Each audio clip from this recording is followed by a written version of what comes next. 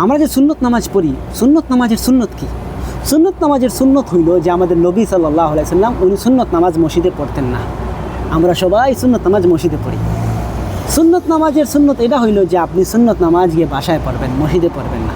মনে করেন আপনি ফজর নামাজে আসতেছেন, তাহলে ফজর নামাজের আগে যে 2 রাকাত সুন্নত আছে আপনি এটা কই পড়বেন? ওইটা আপনি বাসায় পড়ে আসবেন।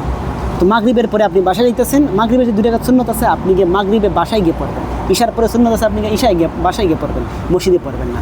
কেননা রাসূল সাল্লাল্লাহু আলাইহি ওয়াসাল্লাম বলছে যে সুন্নত নামাজ বাসায় পড়া 27 গুণ উত্তম, আর ফরজ নামাজ পুরুষদের জন্য মসজিদে পড়া 27 গুণ উত্তম। তাহলে পুরুষ মানুষের জন্য ফরজ নামাজ আপনি মসজিদে আসি পড়বেন এবং সুন্নত নামাজ বাসায় গিয়ে পড়বেন।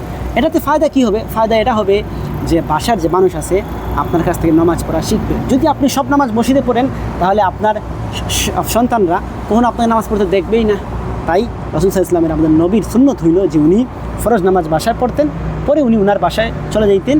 ফরজ নামাজ মসজিদে পড়তেন, পরে উনি ওনার বাসায় চলে যেতেন। বাসায় চলে যাওয়ার পর উনি সুন্নত নামাজ পড়তেন। তাহলে আজকে থেকে চেষ্টা করবেন যে সব সুন্নত নামাজ বাসায় পড়ার আর সব ফরজ নামাজ মসজিদে পড়ার।